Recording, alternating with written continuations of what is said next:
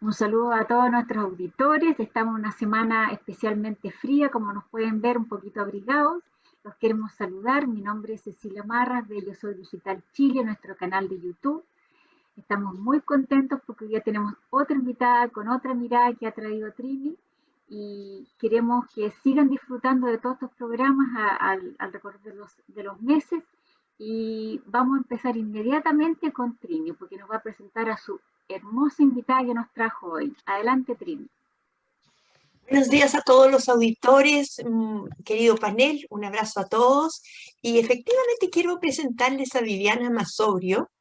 Ella participa en uno de los talleres que tenemos en la Municipalidad de Las Condes. Viviana Masobrio viene de Argentina, pero hace muchos años que vive aquí en Chile.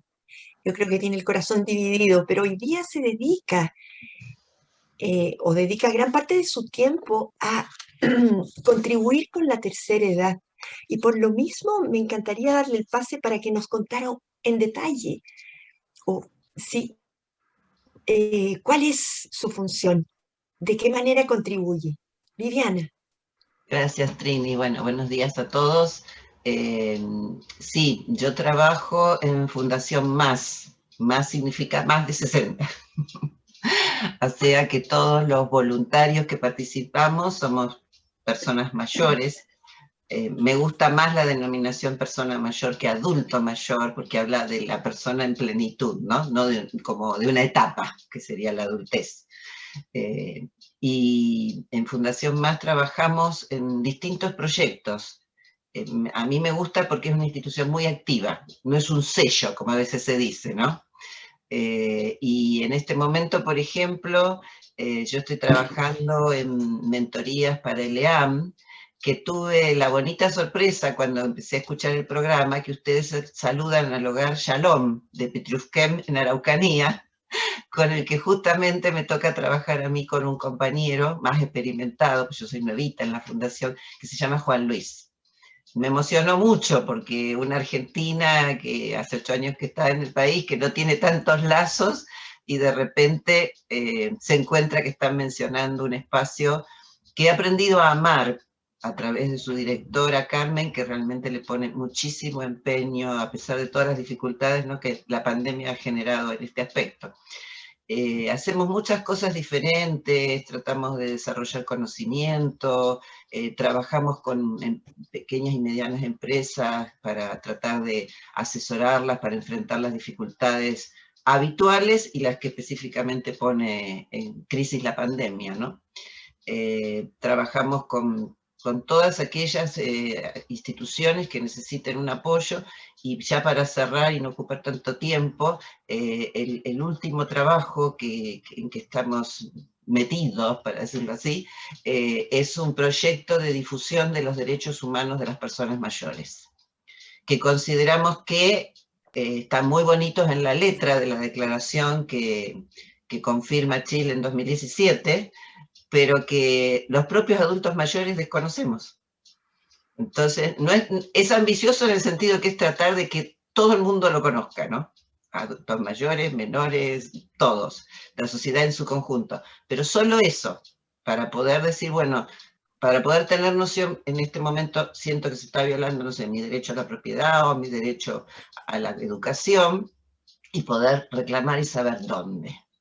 Paralelamente digo que hay muchos programas desde los ministerios del gobierno chileno que están trabajando en este tema también, o sea, en ofrecer propuestas, ya sea culturales, financieras, de salud, para la protección de los derechos humanos. Pero creo que tenemos que concientizar más a la sociedad, o sea, que todos los conozcamos y todos sepamos cómo hacer para respetarlos.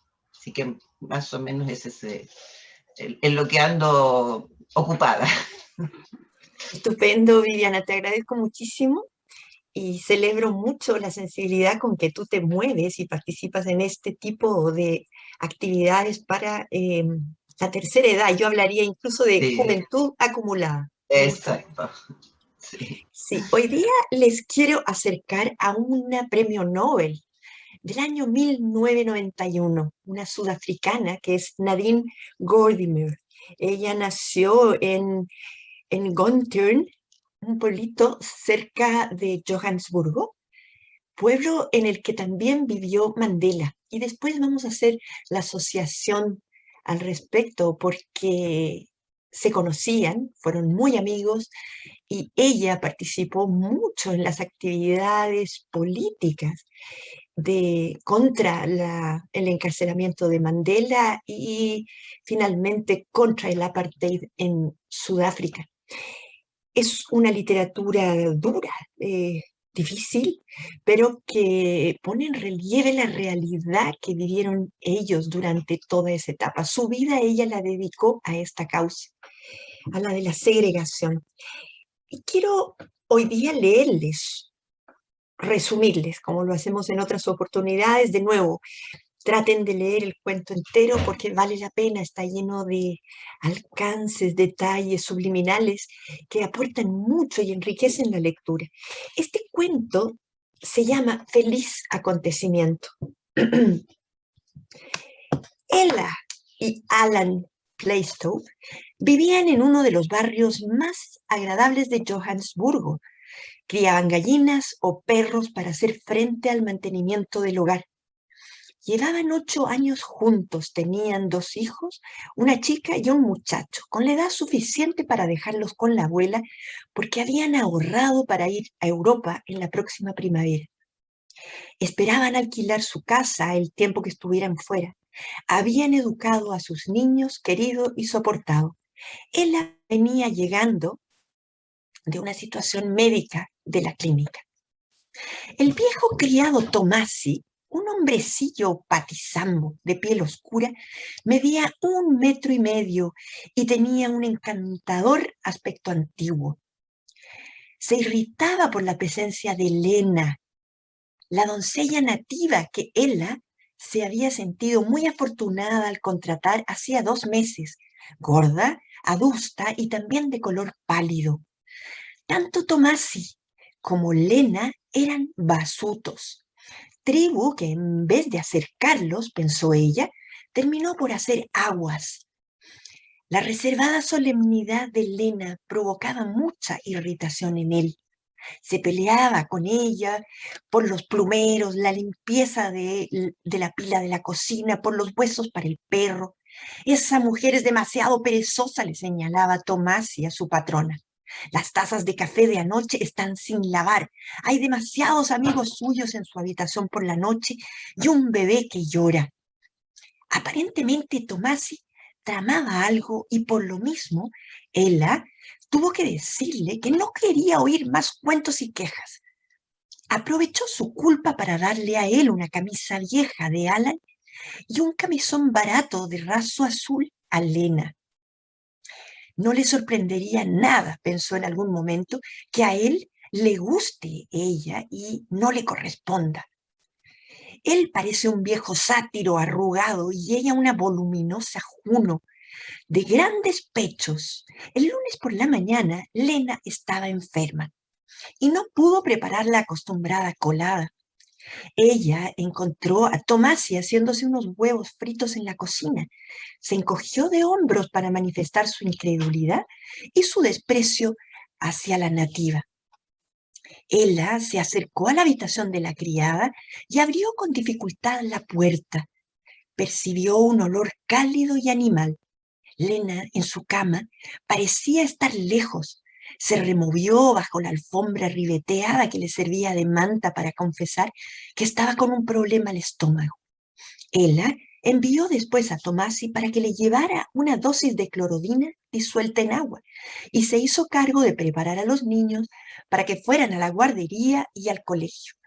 Lena al día siguiente se había levantado, pero no tenía buen aspecto la pobre.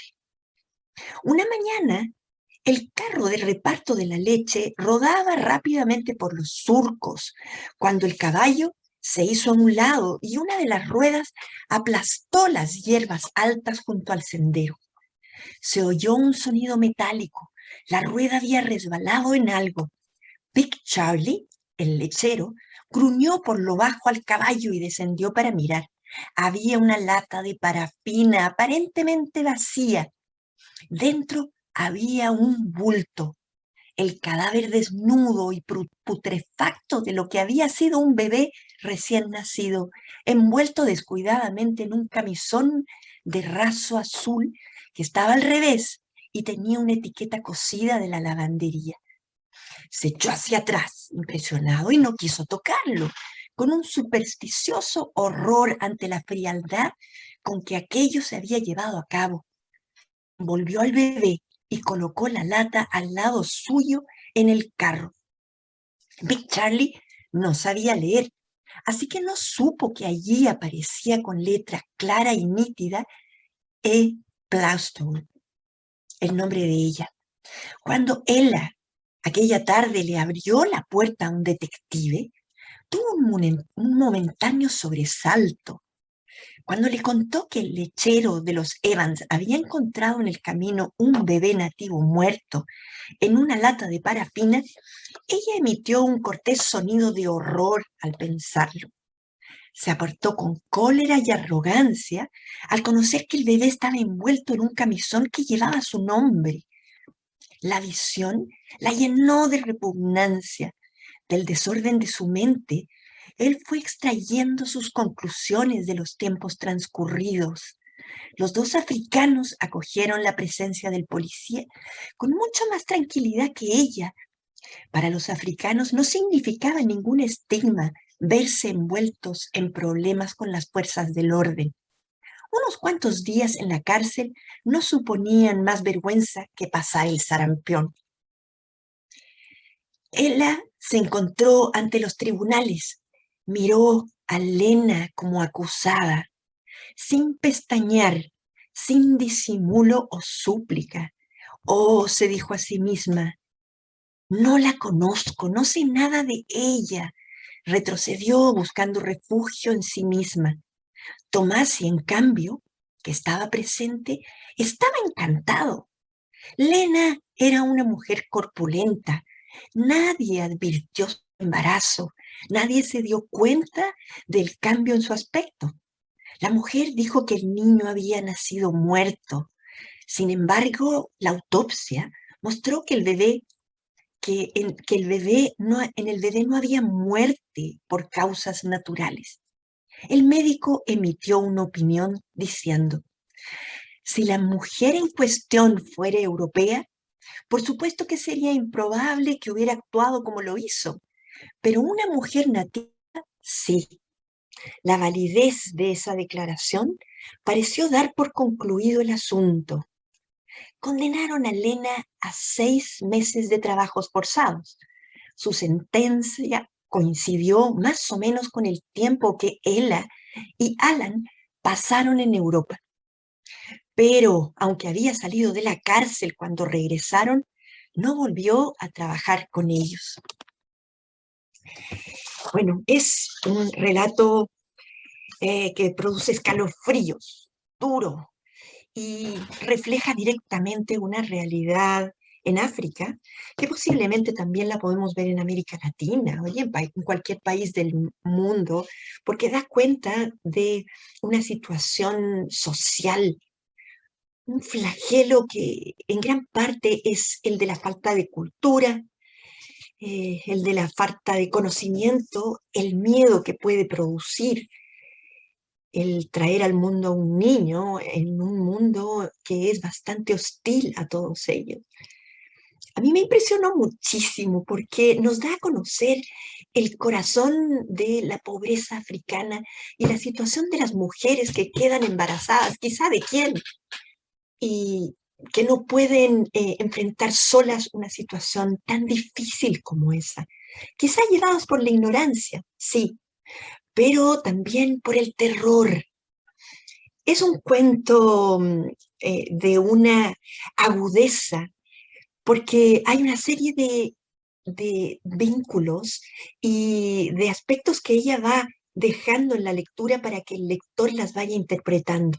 Por ejemplo, parto del comienzo, cuando la dueña de casa, Ella, regresa de la clínica, da a entender, al menos así lo entendí yo también, que Ella también se había hecho un aborto en una clínica. y finalmente regresaba a su casa. Vive esta situación con el jardinero, que le toma además mucho rechazo a esta mujer, porque algo esconde, a pesar de que los dos comparten el hecho de ser de la misma tribu, pero no se entienden porque él se da cuenta que esta nativa está falseando algo, está escondiendo algo. Y finalmente la patrona sabe que hay poco encuentro, poco avenimiento entre ellos dos. Pero ella es práctica, ella quiere dar un paso adelante y seguir su vida porque su intención es viajar con su marido. Pero los acontecimientos domésticos eh, tienen otro destino. Y bueno, se da el evento que esta chiquilla estaba esperando guagua y en su pieza se produce el parto y ella aborta en forma trágica, dramática, quizás sin interiorizarse mucho de lo que está haciendo. Y de esto se entera, bueno, la policía y lo advierten a través de un camionero que tampoco sabía leer y escribir. Es un cuento impresionante del que me encantaría conocer la interpretación que Gabriela va a hacer sobre él. Gabriela, te cedo la palabra. Gracias, Trini. Tal como tú dijiste, al comienzo parte con Ela, la dueña de casa, que vuelve de un hospital. Y uno sospecha que hay una pérdida de un bebé o hubo un aborto porque no se explicita en el cuerpo.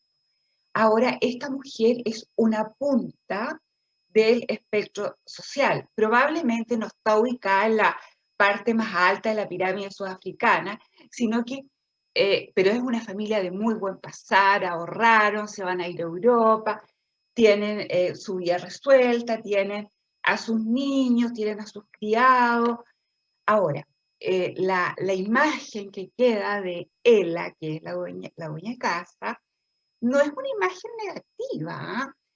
Hay una parte del cuento donde la autora se involucra y da cuenta de las reflexiones de Ela, de su lenguaje interno, y ahí ella aparece como una mujer bastante aguda, bastante reflexiva, donde ella incluso cuestiona ciertas motivaciones de ella, de su clase, donde esto es como trampa de que los seres humanos tenemos como, como la persona que no le muestra al actual novio, el antiguo novio, porque el antiguo novio no era tan presentable, cosas de ese tipo que se saben pero que no se explicitan.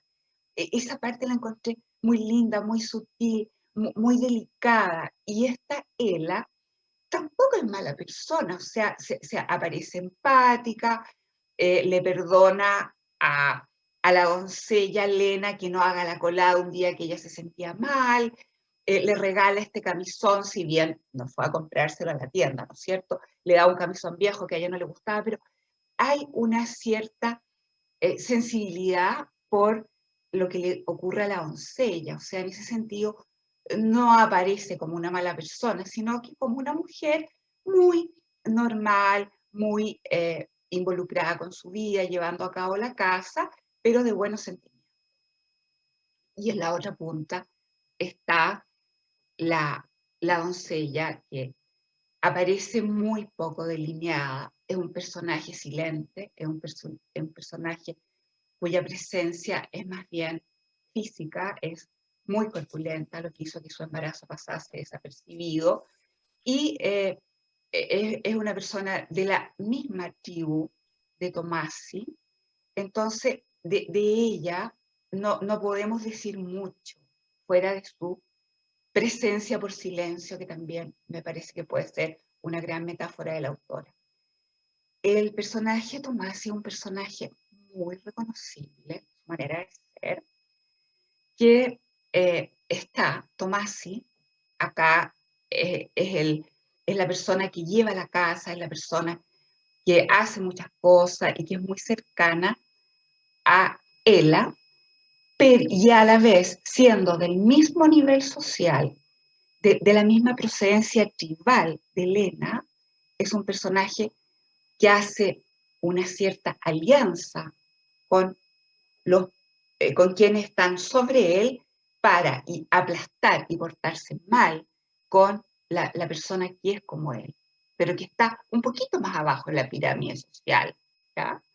Porque Tomasi era criado, no era ningún personaje elevado, pero él tiene lo que un autor en los años 50 más o menos, Teodoro Adorno, hablaba de la personalidad autoritaria, que causó mucho impacto en psicología social y permitió entender este tipo de personas, cómo el autoritarismo se da en gran medida en estas capas medias, en estos mandos medios. Tomasi es la típica personalidad autoritaria, que aplasta, que es desconsiderado con quienes están abajo, haciendo valer ante ellos su poder, poder que le da la cercanía con quienes están más arriba. Ahora, nosotros tenemos muchos Tomasi en nuestro mundo. Los Tomasi están en la oficina, están en las organizaciones, están distribuidos en nuestra estructura social, ¿ah? Y acá la autora lo retrata brillantemente. Es cuanto puedo señalar respecto al cuento y le doy la palabra a Viviana. Gracias, Gabriela. Me encantó todo lo que escuché hasta el momento y me hizo crecer y aprender. Yo personalmente, a mí me gustan mucho las palabras, jugar con las palabras, por eso escribo también humildemente, ¿no? Y por eso me atrae la literatura. Y siempre hay algo que no sé si es de formación profesional, porque cuando uno enseña a leer hay una estrategia que es hipotetizar a través del título, ¿no? Imaginar, ¿no? Jugar con el título antes de empezar a leer.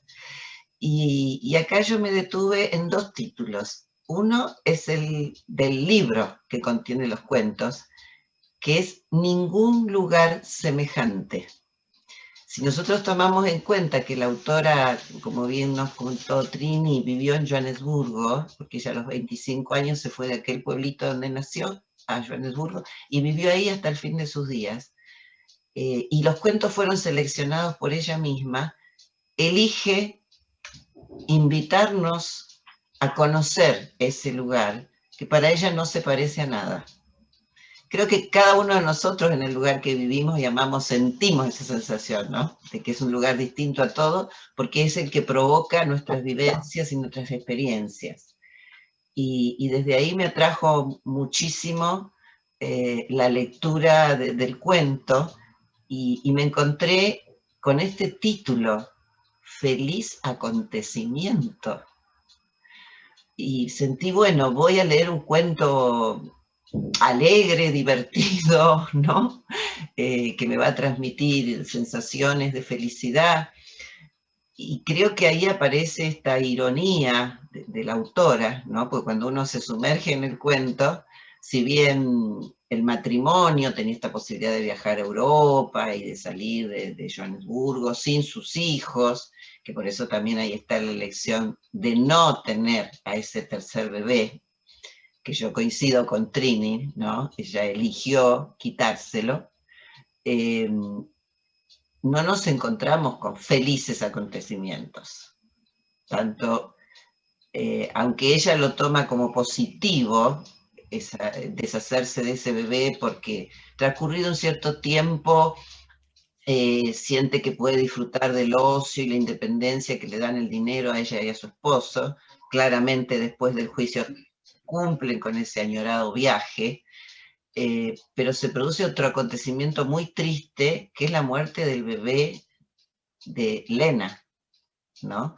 En diferentes circunstancias. Una tuvo la posibilidad de hacerlo, y ahí creo que aparece esto que dicen que la autora tiene la posibilidad de mostrarnos la creatividad del escritor, porque la forma del cuento es exquisita, y por otro lado se vincula con lo terrible de la realidad sudafricana, que es lo que ha mostrado a lo largo de toda su vida y ha peleado a lo largo de toda su vida el militante Gordimer. Entonces, esa segunda muerte de un bebé en las circunstancias que nos describe y cómo es descubierto, es un golpe fuerte a la sensibilidad del lector. Pero lo hace con mucho cuidado. Yo siento que ella nos transmite su realidad sin sentimentalismo. Nos propone, como decía Trini, nos propone meternos en la lectura e ir viendo qué nos provoca, qué sentimos. Y yo sentí que me sacudió mucho porque me mostró dos realidades, como decía Gabriela también, dos realidades tan diferentes y cómo desde cada mirada se pueden leer estas realidades. Por ahora es lo que les cuento para no excederme en los tiempos. Gracias. Gracias Viviana, Trini, Gaby, muchas gracias. A mí me pasó lo mismo que le pasó a Viviana. Cuando leí el título Feliz Acontecimiento, dije, qué entretenido, vamos a leer algo feliz. Y fui devorando las páginas porque Trini nos mandó 7 páginas, o 10, algo así. Y decía, pero ¿dónde está el feliz acontecimiento? Y volví a leer por si me faltaba una página y no faltaba. Y ahora, claro, mirando detenidamente de nuevo, arriba del párrafo de la segunda hoja dice ningún lugar semejante. La verdad que sí, me tomó por sorpresa el título.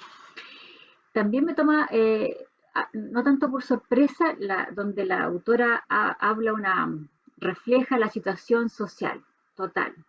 La dueña de casa con dinero que ella decide qué hacer y la mucama que no, ni siquiera decide, ella actúa. Yo creo que todavía sucede en el campo esto, y en Sudáfrica tengo entendido que sucede, sí, de todas maneras, y eso me impacta, porque cuando Trini nos manda estos cuentos de niños, pucha, me impactan cualquier cantidad. Tomasi es la típica persona que yo me acuerdo cuando era niña, nosotros teníamos un Tomasi en la casa, mi nana que se lava, cuidaba la casa, veía como debajo del agua las intenciones y siempre le avisaba a mi mamá, mira, esto no me gusta, esto sí me gusta. Siempre hay un Tomás en las casas. Bueno, antiguamente, ahora ya los Tomás no existen, no existe la persona de confianza porque ya es escaso el personal que ayuda en las casas, tanto por lo económico como que ya no hay. Tal vez no hay porque también ha subido un poco el nivel socioeconómico de las personas, entonces ya no trabajan como asesoras del hogar. Nos refleja, claro, la diferencia entre la sociedad y la cultura. Me llamó mucho la atención y me golpea esto, la diferencia de que la dueña de casa con la mucama, y ella lo toma, la mucama, como tan natural lo que hizo y el policía lo dice. Si hubiese sido una europea o alguien con educación que no fuera de la tribu, habría sido sancionada de forma distinta porque es consciente, pero a estas personas no se les puede sancionar así porque es parte de su vida, su costumbre, su rol de tantos años. Interesante cuento, nos deja harto que pensar, así que ahora le devuelvo la palabra a Trini.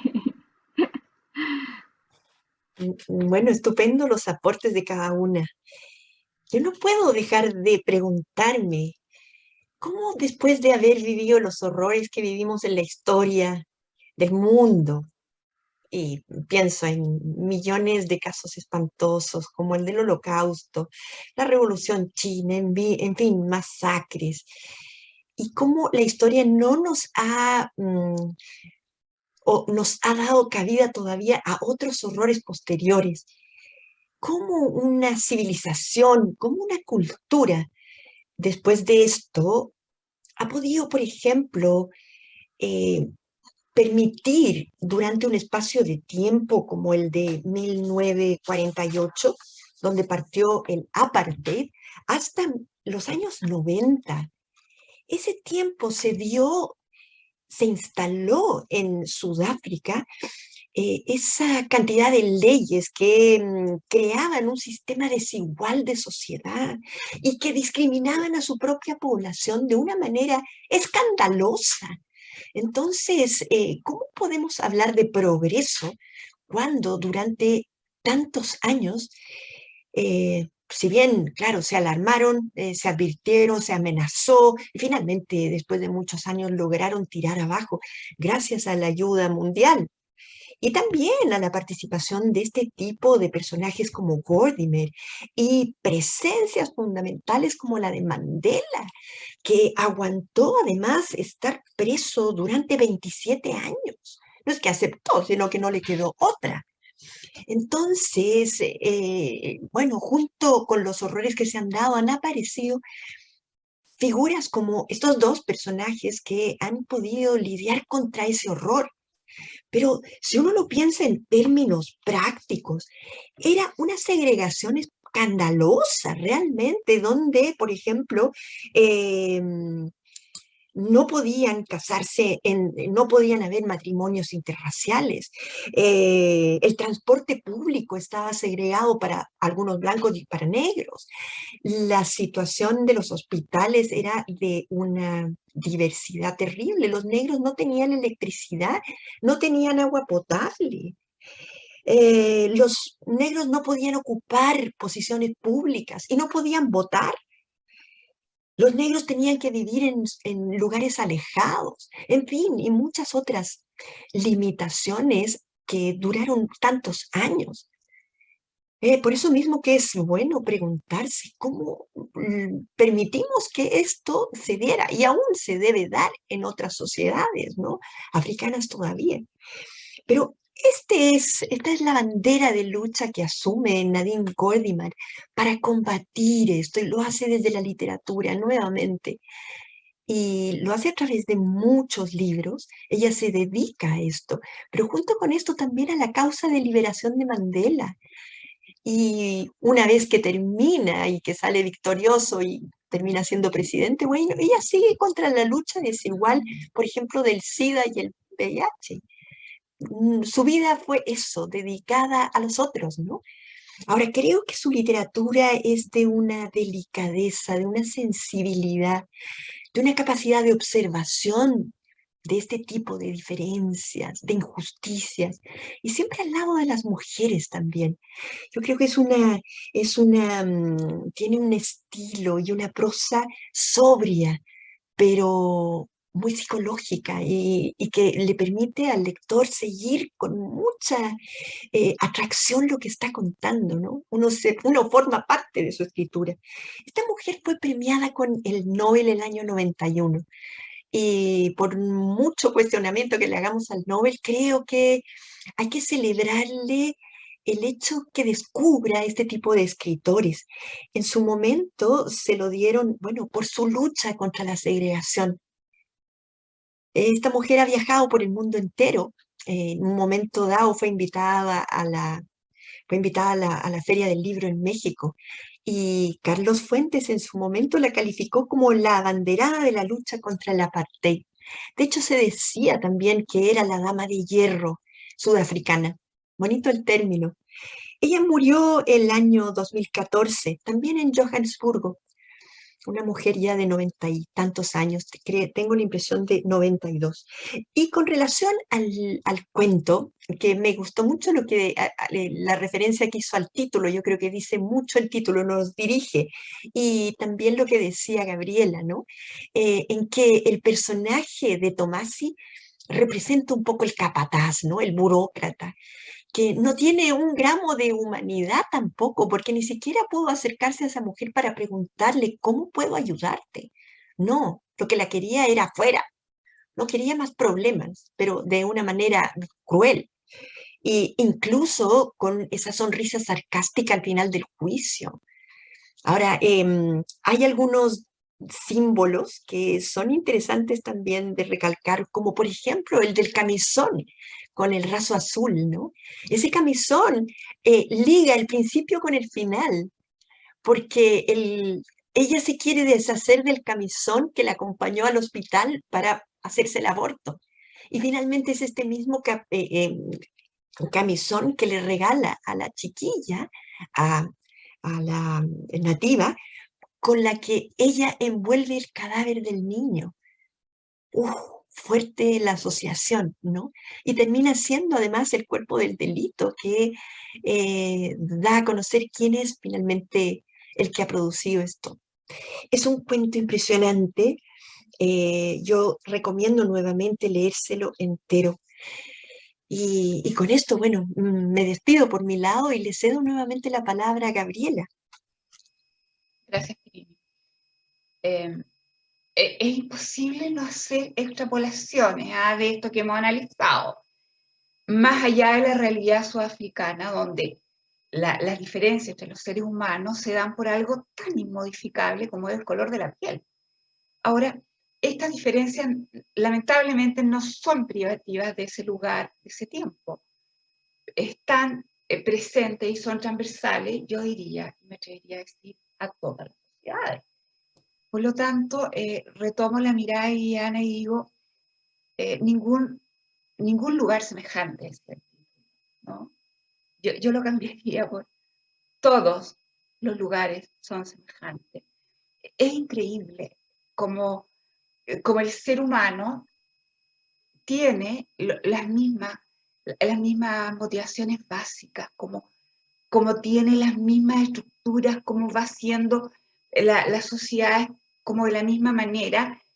No me refiero a que sean iguales, sino que a este hilo sutil que une esta estructura de diferencia. Acá es de color de piel, en otro tiempo y lugar será de clase, en otro tiempo y lugar será de billetera, será de edad, será de miles, de lugar donde tú habitas, de muchas variables que determinan esta diferencia, donde podemos ver fenómenos análogos, donde dos personas están viviendo una situación humana semejante, que es un nacimiento que debería ser un feliz acontecimiento en homenaje a la vida, se vive de manera tan diferente. Entonces, esto nos pone de manifiesto el cuento. Y muchas gracias por la atención. Le devuelvo la palabra a Viviana. Gracias a todas, realmente me fascina lo que vamos conversando. Siguiendo con mi costumbre de dónde miro los cuentos, en algún momento en un taller me enseñaron la importancia del primer párrafo. Y yo creo que acá, en este primer párrafo, hay un anuncio de lo que sucede, porque llamativamente, por un lado, ella reitera el tema del silencio, que Gaby nos mostró también en el caso de Elena, ¿no? Como el silencio la invade a partir de lo vivido en la clínica.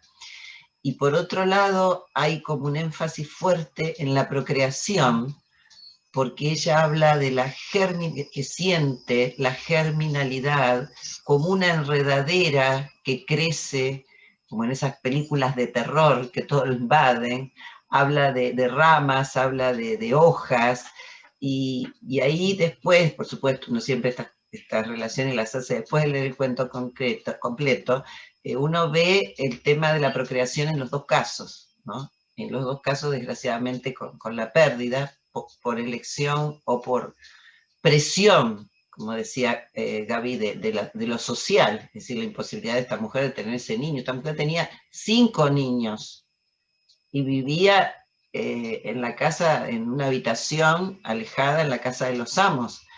Entonces esos 5 niños no estaban con ella. Es casi comprensible que tomara esa decisión, porque ese bebé iba a vivir la misma vida que sus otros hermanos, sin madre. O sea, el tema de la maternidad recorre todo el cuento mostrando la posibilidad de la persona que tiene el dinero y la posibilidad del otro, la imposibilidad del otro que no lo tiene, ¿no? Estas diferencias que marcaba Gaby referente a las culturas, al conocimiento, a lo social. Y hay otro punto que me llamó la atención cuando se refiere a una obra de Dickens, que yo lo entendí un poco desde la transculturalidad, ¿no? Cómo Lena tiene objetos de la propia casa, de Ella, ¿no? Tiene algunos elementos que adornan o pretenden adornar, y que a Ella, cuando entra, le impresionan, le recuerdan esta mansión del libro de Dickens, de una abandonada en la boda, ¿no? Que es la protagonista, y que se queda a vivir en la mansión que había preparado para su matrimonio y también está recargada. Entonces sentí como, hablando de miradas y de lecturas, como ella lee la realidad sudafricana desde sus propias categorías, cosa que hacemos todo el tiempo. Es decir, no nos da la empatía muchas veces para ponernos a mirar desde el lugar del otro, qué le pasa al otro. Y por eso creo que hay una insistencia en la animalidad de los dos personajes pertenecientes a la tribu. Cuando ella entra, dice, había un olor a felino, como cuando la gata tuvo gatitos en el armario. Después habla de que ellos se parecían por pertenecer a la tribu como gatos siameses, pero también se peleaban. Es decir, hay una desvalorización del otro que realmente sacude y que muestra esas diferencias del apartheid que se continuaron, porque eso es lo que dice la autora en una de sus entrevistas, que desgraciadamente, a pesar de todos los esfuerzos y de haber logrado que Mandela asumiera la presidencia, las diferencias raciales, sociales, permanecen. Y permanecen, desgraciadamente, hasta el día de hoy. Y como decía Gabriela, están en todas partes.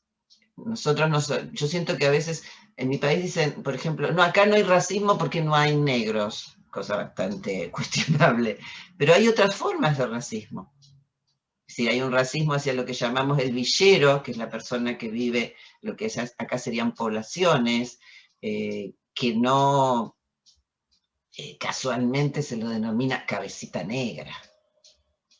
Entonces, la discriminación, el racismo, el desprecio por el diferente está en todas partes. Y creo que es un tema que debemos pensar y trabajar para que no se siga reproduciendo, no se siga instalando en nuestra sociedad con tanta fuerza. Bueno, muchas gracias. Este también sería el final de mi participación y espero haberlos acompañado como a mí me hubiera gustado. Así que gracias por todo y muy amables en invitarme.